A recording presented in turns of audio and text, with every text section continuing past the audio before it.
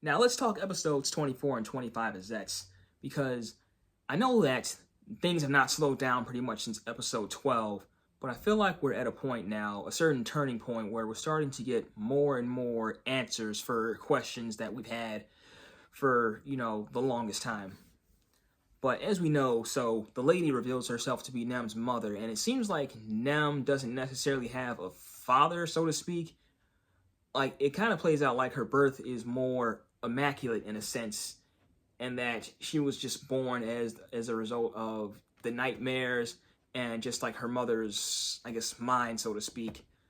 But the episode plays out with, well, Nem wakes up for one thing, and then the lady, she has her own agenda against Code, just like Nox did. So, she spends most of the time staging an attack against their base. And then as for Baku, of course, he's completely devoted himself to the Agent 7 lifestyle. So he's abandoned his friends, his family, and, his mission, so to speak, I guess, given to him by Code is to, take out the lady.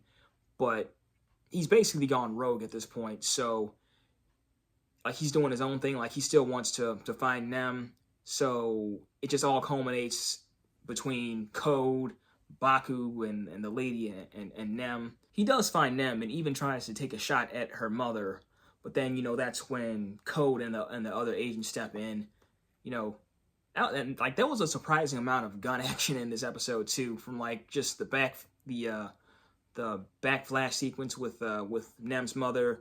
And then at the end, when, all the soldiers and whatnot come in, then, the lady gets shot. And then at the tail end, when Baku has outlived his usefulness, so to speak, to Code, they take him out. But then that's where he wakes up in the hospital bed from episode 1. So now it's revealed that this was, like, everything up to this point was just all a dream. And at first, I'm not quite sure how I felt about that. But then, I have my own headcanon or theory as to what was going to happen, and that's pretty much what happened in episode 25, because I figured that, this was all going to be some kind of, like, premonition or, like, warning of the future, and Baku was going to try and spend the rest of the series trying to, I guess, prevent that. And that's pretty much how things play out in episode 25, because I guess it does take us back to earlier events in the series where, no one really knows each other yet. Excuse me, I cannot talk today. But, he doesn't know Tetsuya or Nausicaa yet he knows everything that he learned about them from the dream. So, like, he knows about Nausicaa's friend, and then he knows about Tetsuya's connection to Odaka.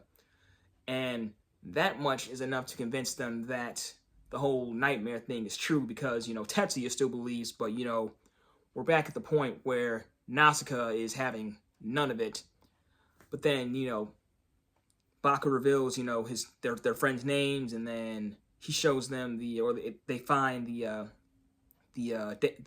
what does he call it? The ZETZ base, or the command center. I forget what they call it officially, but, they rediscover all of that again, and then we're kind of back to square one.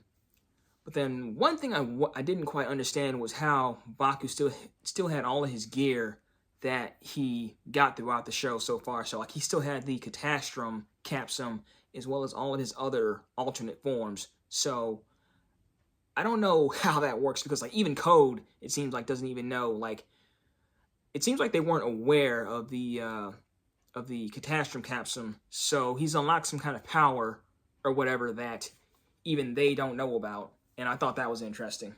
And then as for the lady, I don't think we've seen her at all since Baku woke up from the dream, but we at least saw Nox, so we at least know that things are playing out in a similar fashion. So what I think is there might still be a chance to redeem Nox, and also, I don't know, Code just might be made the flat-out enemy here.